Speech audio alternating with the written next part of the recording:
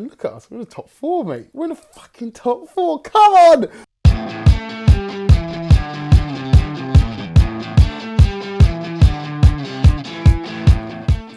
Hello and welcome back to LFC Online. Looks a bit different today. I'm in a different part of my house. But it doesn't matter. The content still comes nonetheless.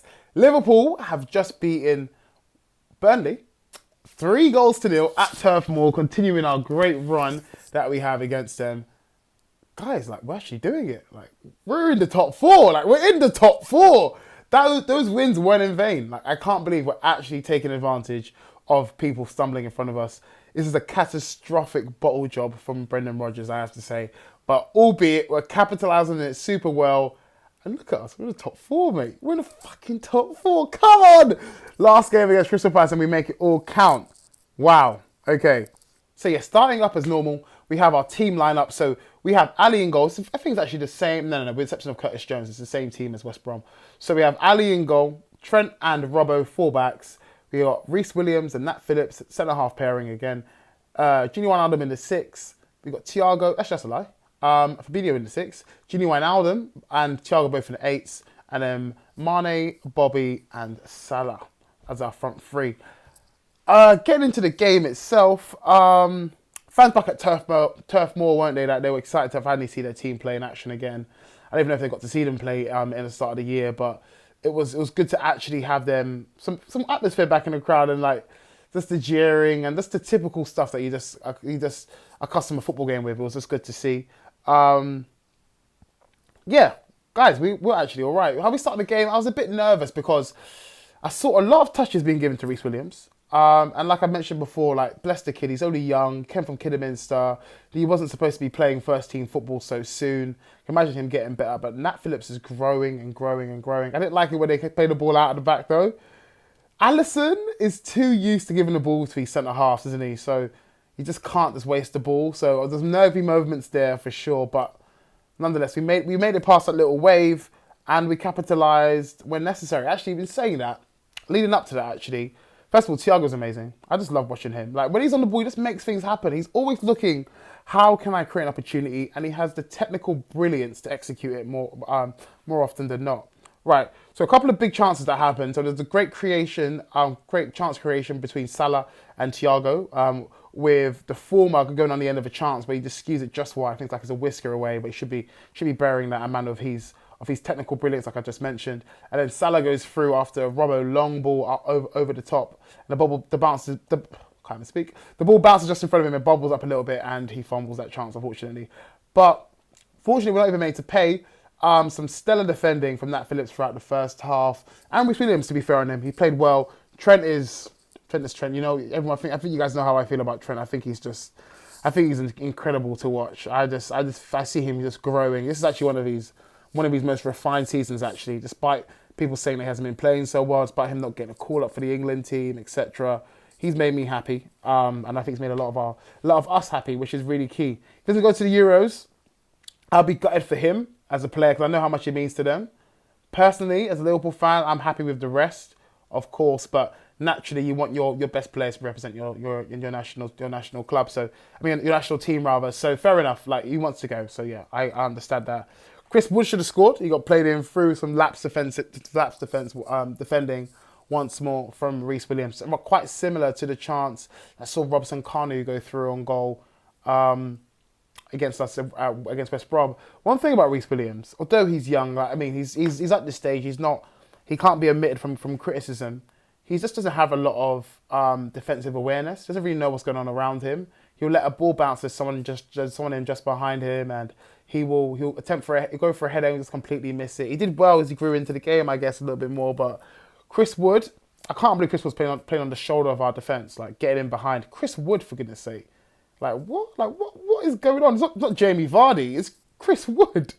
I couldn't believe my eyes. But yeah, like, one thing I noticed, and that's been a theme actually, so it's hard to say this, innit? Because obviously we won 3-0. Like, it was a very comprehensive victory, particularly away from home. But the first half wasn't so comprehensive, apart from Bobby's fantastic goal.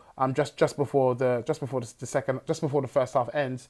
One thing that we do, we just give teams momentum and chances to think that they can actually do something. Normally when we have the Virgils and the Joe Gomez's and the Matips of this world in the centre-half position, they're so sound on the ball. They don't even, the opposition don't even think the strikers can actually press them.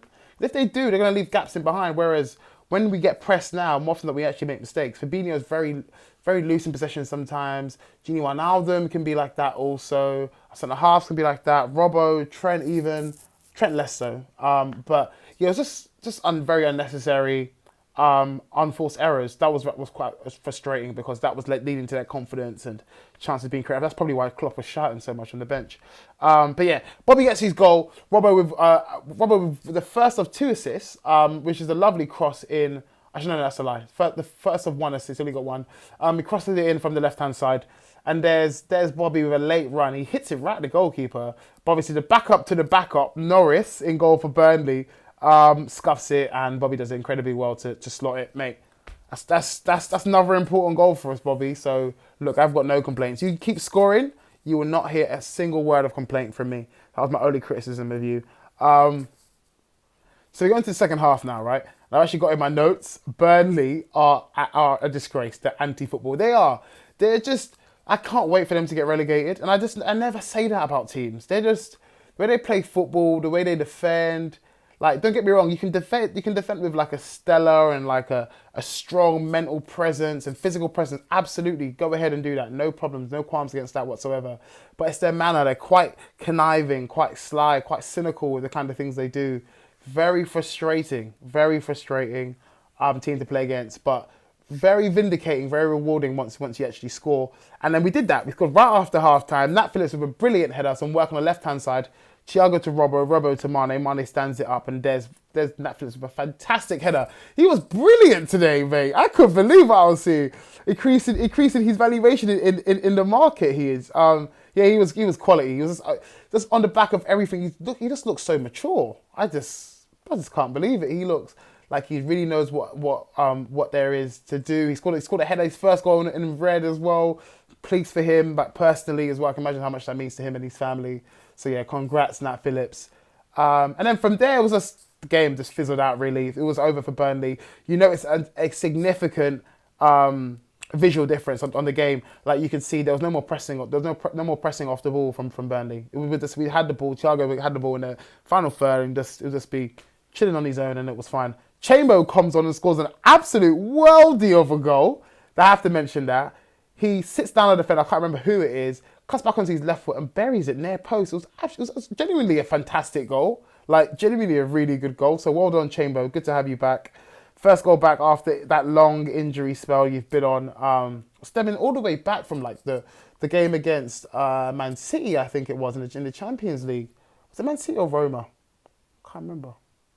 Anyway, some game back in the Champions League when you got injured a long time ago. But it's good to have you back. Good to have you back scoring as well. Goals from midfield is something that we need. Yeah. But that's it for me, really, guys. It's all eyes on Sunday. I think we need a win. I was talking about with my friends. We're discussing the predicament we're currently in. So obviously we're level on points now with Leicester. We're in the top 4. We have a +4 goal difference. Our goals for is level 166, and we boast 4 goals better goals against. So if it goes to a point where we're level on goal difference, our goals for are level also. It'll then go to goals against. So let's see what happens. Obviously, we got a better goal difference right now anyway. So, and I predict at least a 2-goal win against Crystal Palace this weekend. I don't think there's any excuse for that. Sunday 4 p.m. having our fans back. Final game of the season. Final game of the Roy Hodgson era as well on their side. So they got something to play for to make him go out in style. So it should be a good game. I just don't see... I don't know what Spurs team comes up. This Spurs team I'm seeing under Ryan Mason. I don't know who they are. I don't know what Spurs team turns up, if I'm completely honest with you. But let's see. Look, let's see how it pans out. I see Leicester failing to win, in all honesty.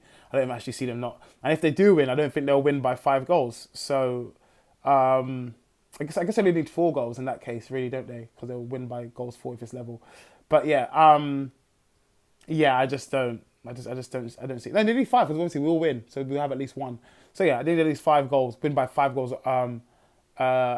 against Spurs. Look, I'm just trusting Spurs not to completely capitulate, and I'm just hoping we can just take our chances and we can just see off this Crystal Palace team, and I think we have enough to do that. No Eze as well with another sad injury. So praise up to him. But guys, that's it. That's it. We got no excuses now. Top 4 is in our hands. We're the we're the most informed team over like the last 7-8 games. It's incredible. I don't believe what I'm saying. Nat Phillips today, what was your rating? What would I give you? I'm giving you a 9, mate. You were fantastic. And you got a goal as well. A timely goal. The second goal that just calmed things down for us at a perfect time, right after half-time.